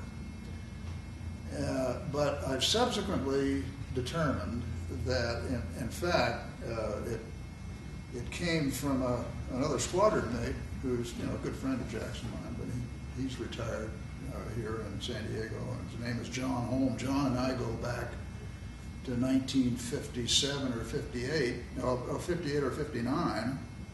He was about 3 years behind me, but he came to the F8 Reg on the West Coast about the time I became an instructor there up at Moffett Field. And we've been friends and ever since. And he was in the squadron when I was shot down. And he remembers, my recollection was that the day that Jack and I were shot down, they had scheduled cyclical ops against the Hamrong Bridge. And Hank Halloran, the skipper of the squadron, lives here in San Diego. And he doesn't have as firm a memory as I do, but John Holm kept kind of a journal. And he remembers that, as I do, that Jack and I were on the third iteration of this mission against the Hamrong Bridge. And how many were there total? About 80 or something like that? It went on for years. But I mean, nobody had attacked the Hamrong Bridge for months. Oh, okay. Okay. And so the admirals, or I guess the admiral staff, decided, let's do cyclical. Let's go bomb the Hamrong Bridge. Now, what does cyclical mean? Well, the cycle on an aircraft carrier is an hour and a half. Okay. You launch, turn out of the wind. An hour and a half later, you turn back into the wind, launch the second launch, and about that time, the first launch is coming back to land. Okay, so a cycle is an hour and a half. Right. I got But it. cyclical ops against the Hamrong Bridge would be, for a period of repetitive cycles, we're going to go launch attacks on the Hamrong Bridge. Now, I think there was one scheduled to go after us, which would have been the fourth one, but the skipper led the first one, and we were just flak suppression. So the bridge runs east-west, basically. Well, I think Pretty much east-west. Well, it runs pretty much east-west, but the Ma River, runs pretty much east-west. That's right. Yeah. And it kind of gets turned around. So which direction were you coming in from? Well, we were coming in from the northeast, descending from the northeast, going at the flak sites. And so the Zuni is air to ground. It's an unguided rocket. But let me back up a little bit and talk about cyclical ops on the Hamrong Bridge. The skipper goes in there on the first flight of the day. It was probably 10 o'clock in the morning or something like that. And, hardly a shot fired because nobody had been around there for a while. So they go in. John Holm led the F4s on the second iteration, the flak suppressors. And it started to pick up a little bit. And so here's my theory, and I think it's valid. by this time in the war, Vietnamese who had demonstrated that they were a little bit unsophisticated. They're not dumb by any stretch of the imagination, but they were not very sophisticated about carrier aviation and all that. But they by this time they'd figured out, and I'm being a little bit facetious here, that if the airplanes came from the water, if they came from the west,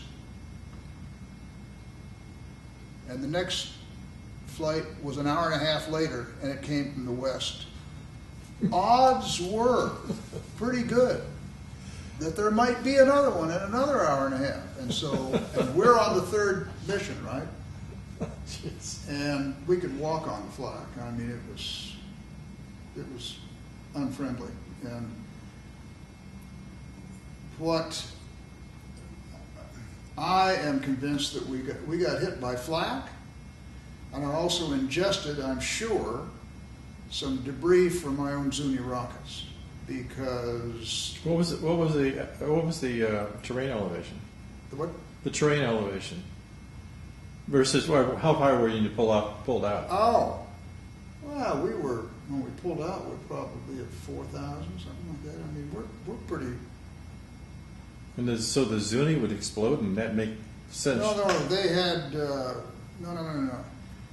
The Zunis a Zuni pack carries 4 rounds. Right. They're 5 inches, 5-inch high velocity Right. aircraft rocket. Okay. And they are in pods, and they're in a tube. Right. And there are folding fins, 4 folding fins in the ass end of each of these Zunis. And they are designed that when it leaves the front of the tube, these 4 fins pop up like Right. this, and they're made out of metal. And they had a history of occasionally keeping on going. Well, you start sucking that stuff down through an engine, and you're going to have some problems. But both of your engines went out. Yeah, Didn't one engine go first, and then it probably threw a blade through the other engine or something like that? Well, I don't think that's going to be the case. When we looked at the airplane up in Hanoi, it's very clear from getting back underneath, and you can see, especially the port engine, that there was obvious evidence of fire up there that ate through. I mean, there's a blanket, there's probably a titanium blanket or something that's protecting the engine bay where the burners, where the burner cans are and all that, on the top of the airplane. This is just It just wiped out that blanket. You could see holes, and you see the sky through the holes in the top of the fuselage. Isn't that funny? 40 years later, you get to figure it out. Well, but we suspected that all along anyway. But it's confirmed 40 years later. Oh, that's what happened. Oh, that part. Yeah. Well, anyway, all I know is that I at first thought I had a flame out. Well, it turned out I didn't have a flame out. I don't think the engine fire ever went out. The temperatures went 800, 900 degrees. Yeah. And I had no control of the engines. The problem with there's no emergency fuel control on those J-79s. Now, in a Crusader with a J-57 engine, there's a red toggle switch over here that you flip it, and you turn your fuel control into a direct connection with the throttle. Bypass everything, you pump fuel into regardless of what your temperatures are and anything else, So you fire at about 4,000 feet. You're firing, and so by 3,000 feet or so, Well, I'm probably firing between 5 and 4 or something like that. Yeah. You're not going to get too much lower than that. What do you have, 30? But they have VT fuses. That is to say, it's a radio fuse that blows up a certain altitude above the ground, Right. like 75 feet or something like that, and it's pretty deadly. It's designed specifically to let the AAA crews know that they better take cover if somebody's coming down and shooting those Zunis. So were you shooting at one side of the bridge or the other? We knew where the flat sites were. Yeah. So you just aimed for the flags. We're picking out. There were 3 of us in the flight. So Did you roll in as a flight of 3 all at the same time and come down as the flight of 3? we were not in a tight formation, but we're kind of going in the It wasn't, not in trailing necessarily. No. No, you're not going to do that anyway. That's too dangerous. Not with that, no. You're not going to be shooting Zunis when you got people out in front of you, because there's, who knows which direction they're going to go. I mean, Yeah. They're they're just unguided. cool. Yeah. That is pretty funny. So anyway, you picked up some flack or whatever. The engine's unwinding, and Well, anyway, so we're, Jack and I decided pretty much ahead of time that we were not going to jump out at altitude, no matter what, because they'll shoot at you. So, but we were trying to make it back to the river. I mean, we did not have the energy in the airplane to get out to the coast, because we're probably 14 miles from the coast anyway. Right. But we were trying to get back to the river, because we figured it's not like a river, it's like a big, where the airplane ended up landing is a tidal flat. mm-hmm. And, it can be up to 3/4 of a mile wide, this Mm-hmm. whole thing. And there's a levee on each side of the river. And so, but anyway, we tried to make it back to the river, and we almost did, but didn't quite. And, Well, when you punched, you weren't. well, The airplane made it, but you didn't. yeah. Well, I was obviously just about over the levee when I punched out, because I landed just on the other side of the levee, on the river side of the levee, in what was kind of like a banana orchard or something. Mm-hmm. And I'm pretty sure I think I may have taken a pee there when we were visiting the shoot down site. I think I may have taken a pee down in that area. But anyway. Memorable. I moment. finally got Jack, I had to holler at Jack, get out, Jack, get out, and he finally did. But when you pull your handle, doesn't that eject the back seat No. first? They did not have a command ejection system. Yeah, they do for the Air Force. That's what we had. That back seat went first. Well, they finally put a command ejection system in the F4, which you should have had from the outset. Yeah. I mean, it's just absolutely insane. But I had an agreement. I mean, Jack and I understood that the back seater gets out first. Absolutely. And I have absolutely no question about that. But the problem is that, that's not a satisfactory situation for going off the catapult, for example. You can't sit there and say, hey, get out, Jack, get out, because you burn up a half a second, and that make the difference between you're making it and not making it. Right. You got to have a command ejection system, because the pilot's sitting out in front, and he's got a better view of what the hell's happening than the guy in the back seat does. So anyway, So he punches, but who went first? He went first. He went first. Oh yeah. Well, then why did he? Oh, his chute got tangled or something. Okay. Well, here's what happened. This is what we think. Well, there are two possibilities. One, that somehow the seat was misrigged or something like that. I mean, I think that there had been something that happened to the airplane in the previous flight, that they had to reseat the seat or had to, redo something or other. I think they had to change the parachute or whatever the hell it was, because the guy in the back had picked up a hit or whatever it was in the previous flight, and there was some blood on the thing and all that. And, he was going to go back to the States or whatever the hell it was. But anyway, I mean, he wasn't seriously injured, but it was enough he had to go get some treatment. So they had to change the canopy and apparently some other stuff. Maybe they changed the canopy, but anyway, that's one possibility. Okay. The other possibility is, you're familiar with the Martin Baker seat? Did you have Martin Bakers? Yeah. Okay, well, We had the same deal. yeah, Other one. same deal, okay. Now, let's say this is what Jack says he did. He pulls the face curtain down here, and I guess the canopy went. And then he thought, and he says, wait a minute. This is probably the only time I'm ever going to eject. I'm going to see what's happening. Yeah, I read that. That's in there. And he lets it go. And of course, the canopy's gone. Face curtain flops over the top of the seat, goes down to the handle. Boom. drogue gun fires through the through the face curtain, and that, you know, Yeah. that's going to screw it all up there. Yeah. Jack remembers seeing the when they were pulling him out of the mud. Remembers seeing the parachute sitting there, you know, kind of. It wasn't deployed, but it was, the folds were spreading out, so it had flopped out of the container. It's floating down. So. I mean, but So how fast do you think you were going when you ejected? 250? 250 probably. 250, It's about as slow as it'll fly.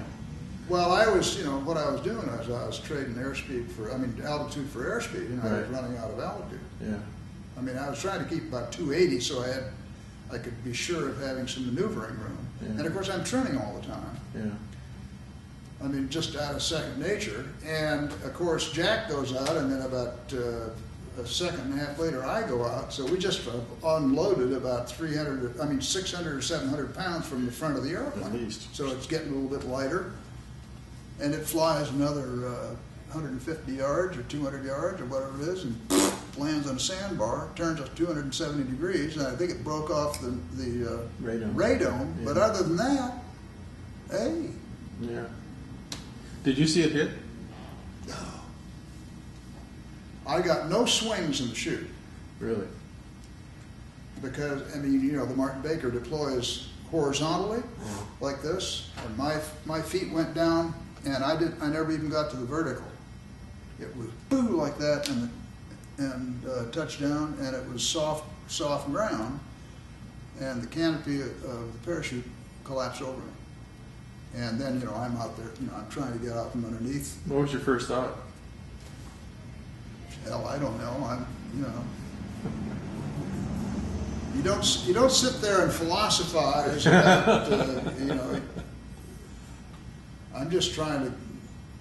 My first, I guess instinctively, I'm not going to sit there underneath the parachute. Okay, so I want to see what's going on. So I'm trying to get the parachute off the top of me, and I do, and I take my helmet off, and I look up, and here's an old man. I don't know how old, but you know, obviously 60s or something like that. And he has in his hand what I judged to be a single-shot rifle that was probably constructed back in the 1800s, and he's pointing it at me, and he's shaking like a leaf. Oh. I mean, he's, you know, and he's, you know, he's a very brave man, because he's, I mean, this is big stuff for him, you know. I mean, it's big stuff for me too. And I said, boy, I think I'm going to move very slowly, because I don't want him to. And those people were really pissed off. I mean, he marched me back up onto the top of the levee, and that's when the folks, you know, the locals showed up. And they're really pissed off. I mean, you know, it's like they had never seen a zipper in their life. You know, they got to cut your G-suit and all this other stuff off, and they managed to strip me of everything. And somebody... And you never got your Rolex back, right? I didn't have a Rolex. Oh, I thought it said there. Maybe that was Jack. That's Jack. Yeah. And I had... Jack got stabbed with a knife. I got stabbed with a, I guess it was a rock or something like that, and it didn't do any lasting damage. But I mean, they were getting serious, and all of a sudden, a guy showed up who was Eurasian. He was obviously part something else other than Vietnamese. I would judge he was French, you know, half French. Good-looking guy, probably in his late 30s. Early 40s, something like that. Spoke excellent English. And the first thing he did was scream at the peasants that were trying to do me in, you know. And then he grabbed me and he said, "Come with me." And he hauled me off. And about that time, one of the planes in the flight, I don't know. It may have been one of the A4s. There were some A4s on the mission too. And that helped to get their heads down. And so, but you know, we jumped down into a ditch briefly, and then he took me over and put me in a hut, thatched roof huts. Interestingly enough, when we were visiting our shoot-down site, I don't think there are any thatched roof huts left there. They were all permanent structures, But anyway,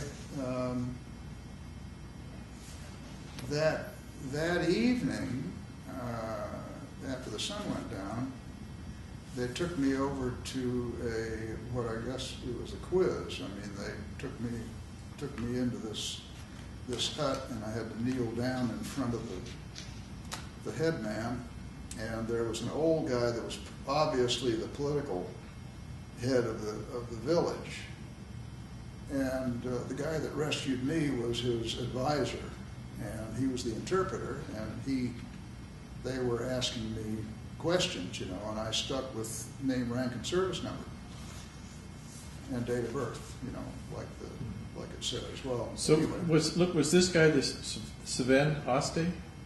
Who? It says journalist working for something or other.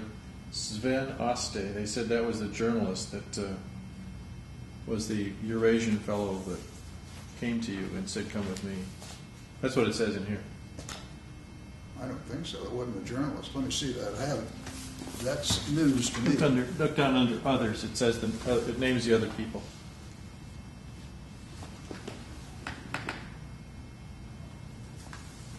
But this has nothing to do with this incident.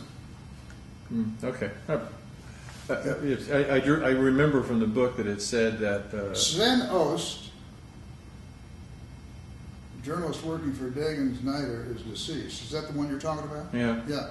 But that has nothing to do with my capture. Oh, okay. All right. This has to do with a picture that appeared in a publication that he wrote, I think. Oh, okay. So you don't know who the Eurasian guy was then? Huh? The Eurasian guy that said, "Come with me," you don't know who that was then? Actually, no idea who he was. Oh, wow. And I've not seen him, I never saw him since. Maybe I just tied the two together. Yeah. You must have tied it together Yeah. because what are you talking about? Yeah. So you weren't actually dealing with you didn't have the North Vietnamese Army right there at all. That was the North Vietnamese Army. Okay. There were regulars there. This was not out in the weeds. We were very close to Than Hoa. And, well, you were probably glad to have the Army there, weren't you? oh, you betcha.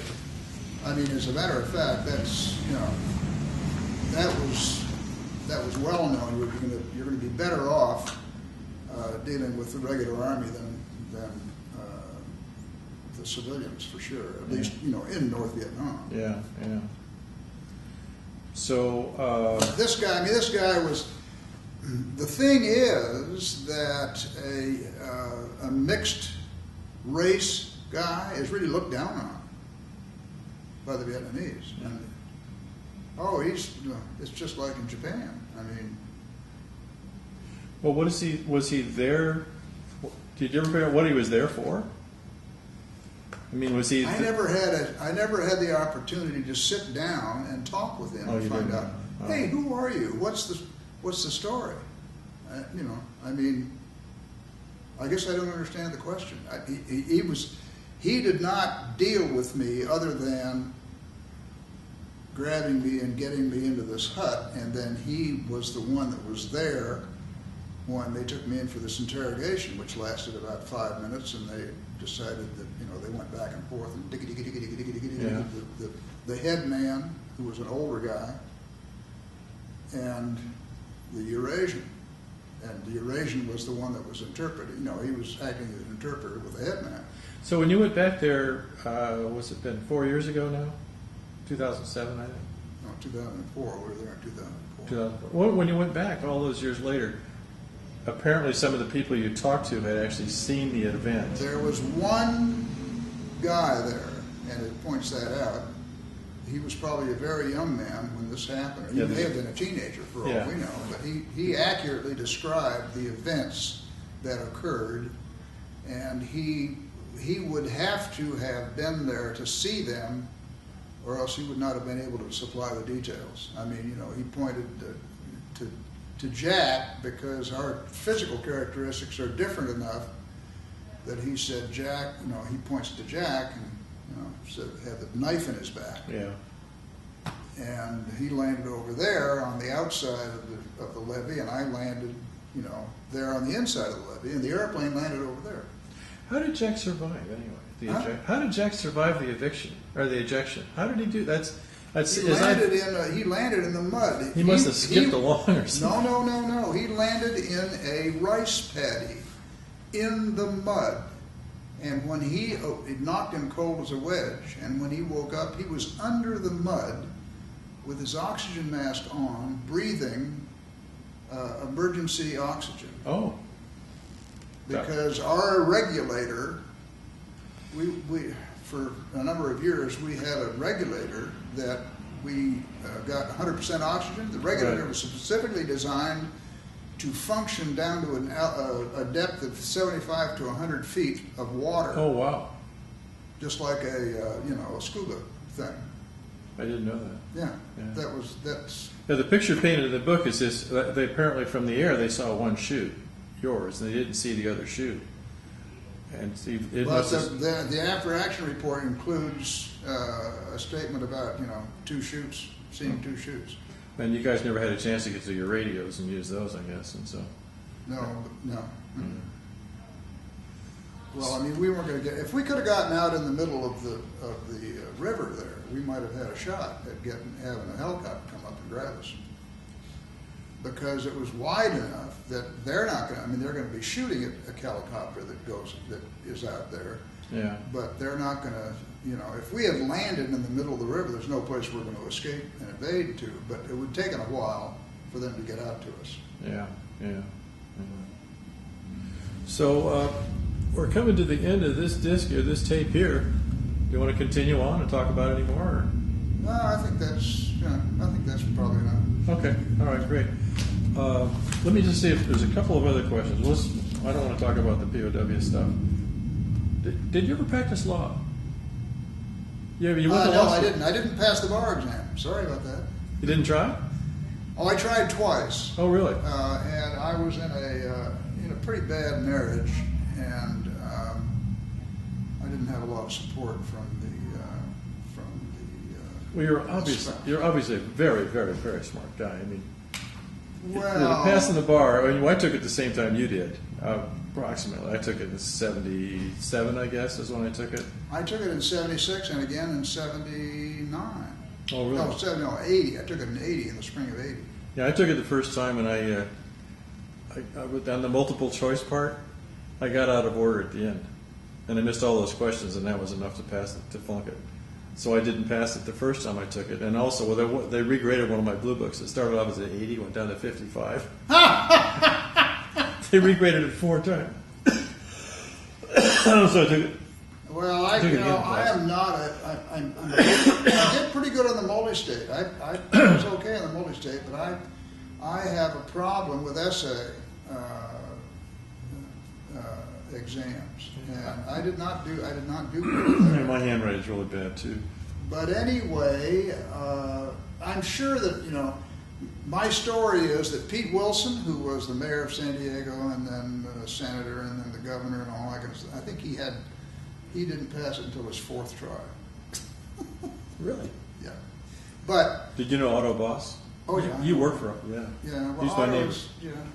I know Bob White pretty well. Yeah, I just talked to Flossie a couple of days ago. Who? Flossie Boss, Otto's wife. Yeah, Otto passed away. Yeah, Otto was just such a super guy. I ended up coaching both of his boys in soccer and baseball. Yeah. I've coached a lot of baseball. All right. They just live up the street. So I talked to Flossie the other day. Are you a big baseball nut? I like to coach baseball. Oh. And I watch the games occasionally, but the money's too big a deal to me. I mean, I just the kind of money they make and the way their cities get screwed as over. luck would have it, my lady friend, her name is Carol Regalado, and her boys, or her kids, her son and daughter grew up with Kevin Kuzminoff. Oh yeah. They lived. Carol and Kevin's mother were very close, and Kevin used to come over when he was a young kid and spend more time at Carol's place with their kids, and then he spent it at home. I got to ask. There's one more question I got to ask you. Okay. Your last military flight. My last military flight was in an A4 two-seater when I finished law school. Oh, so you're still in the Navy at the time? Oh yeah, I went to law school when I was in the Navy. Oh, really? They were very generous. You know, ordinarily in the Navy, you're not going to send you to law school unless you're willing to change your designator to JAG. You know, but anyway, there are some other people that did the same. I mean, they went to law school. Well, you probably got a little better treatment because the 6 or 7 years prior to that had not been really good. For No, you. well, I mean, like I say, well, I spent 3 years in the Bureau of Naval Personnel or 2 years in the Bureau of Naval Personnel in officer distribution. Here's a factoid that I find to be very interesting. In PERS B1, which is officer distribution, and my numbers may be 1 or 2 off here, but in PERS B1, there were 14 naval aviators of the rank of lieutenant commander or below. Of those 14 naval aviators, 7 of us ended up in Hanoi. How did that work out? Just luck? We wrote our own orders. We all, you got to get back to the war, right? I'm serious. Who was it? You told me there was a B-17 tail gunner, and they got shot down in Vietnam. Kern, yeah. And he got shot down in Vietnam as well. Yeah. What was he flying in Vietnam? He was either flying a 105 or an F4. I can't remember which, but I mean, he was. Boy, what are the odds? He was in Stalag something or other, for the last 6 or 8 months in Germany. And but the Germans, at least his experience was, they weren't mistreated particularly. I mean, who's the senior man? You're in charge and you take care of the way it's supposed to be, right? But he said the food is a real problem because towards the end of the war it was bad news, and it's not just them that weren't getting a lot to eat. Nobody was getting much to eat. Yeah. I picked up a good book in the library. The library over here is terrific. They had so much aviation stuff, you can't believe it. And there was a German interrogator, they called him, I think, the master interrogator. His name was Hans Schrapp, I think his name was, and he interviewed all the fighter pilots. And usually when the guys hit the ground, they knew what's the German? The Germans. Yeah. They had listening posts.